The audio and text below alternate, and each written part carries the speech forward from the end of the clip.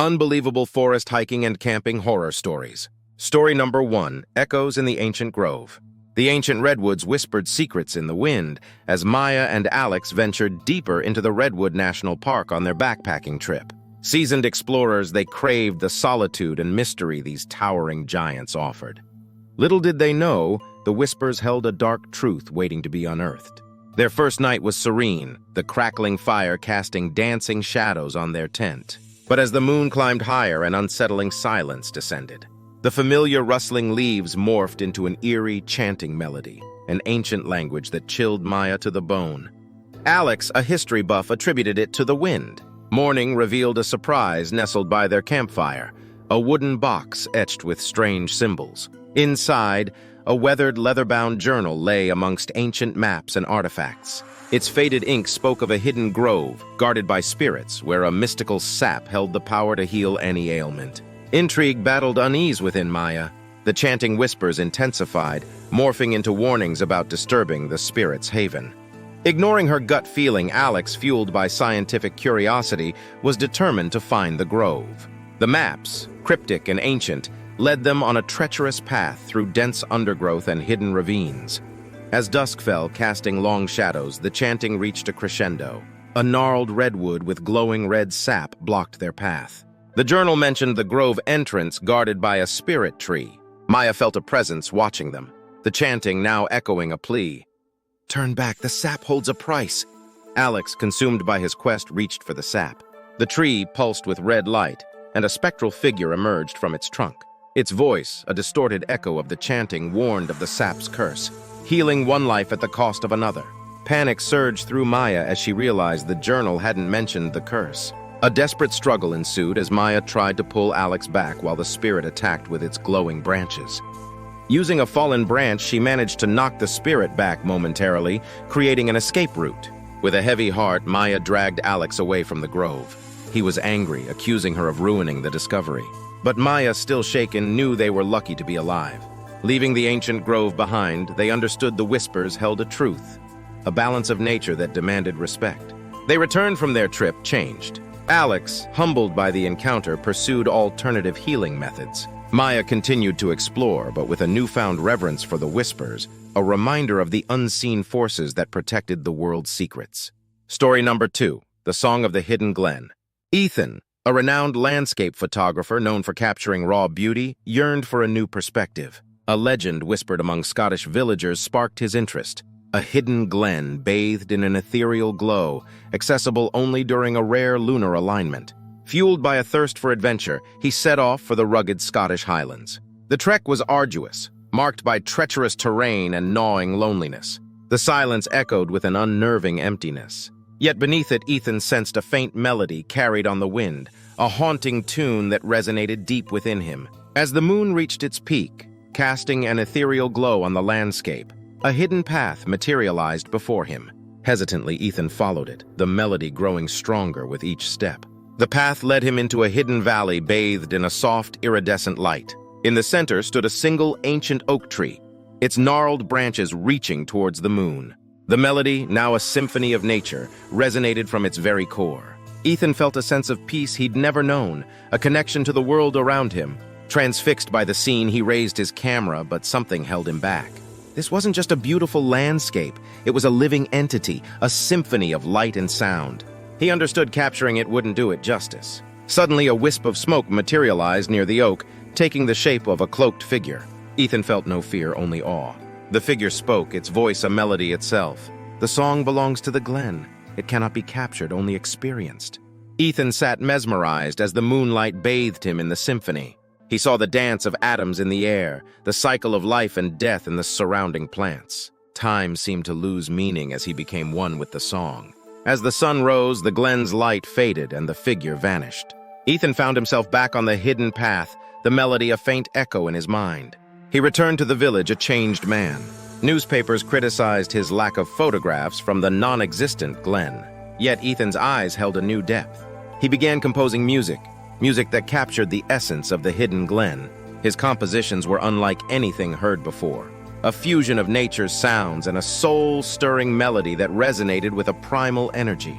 Each piece evoked a specific landscape, The crashing waves of a secluded cove, the whispering wind through ancient ruins, the crackling fire under a starlit sky. His music ignited a sensation. People felt a connection to nature they hadn't experienced before. Concerts became immersive experiences with visuals projected that mirrored the melody's landscape. Ethan's music transcended language, uniting people through the universal language of nature's song. But success brought its own challenges. Some felt his music was a hoax, a fabrication of studio effects. Others worried it held a hypnotic power, a manipulation of the mind. Ethan, however, remained grounded. He knew the glen was real, the melody a gift he shared with the world.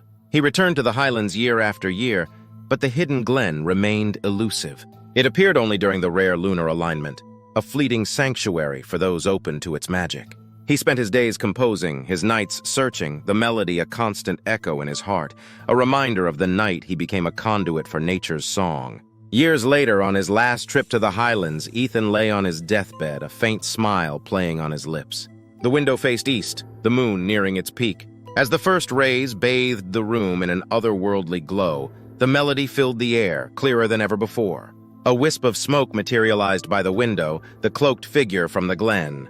"Your song has touched the world," the figure spoke, its voice a melody.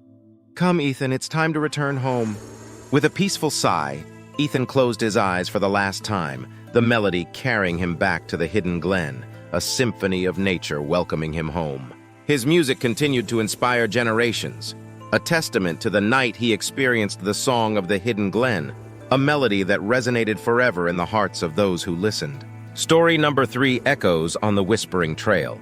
The trail snaked through a dense forest, sunlight filtering through the canopy in dappled patterns. Mark, a writer seeking inspiration, craved solitude.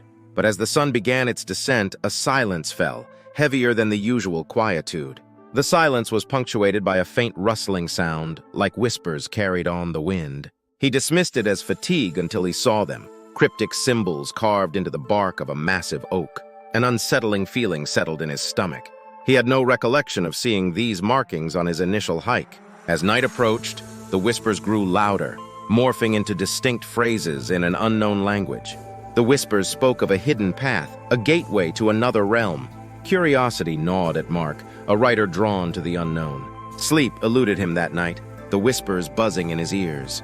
In the morning, a news alert shattered the already tense atmosphere. Hikers missing on the same trail, last seen by a lone hiker. Panic surged through Mark. Could the missing people have stumbled upon the hidden path? Could the whispers be a warning? Despite his fear, a sense of responsibility took hold. He couldn't leave them in the dark, literally and figuratively. Following the carved symbols, Mark ventured deeper into the woods. The whispers intensified, weaving tales of forgotten creatures and forbidden boundaries.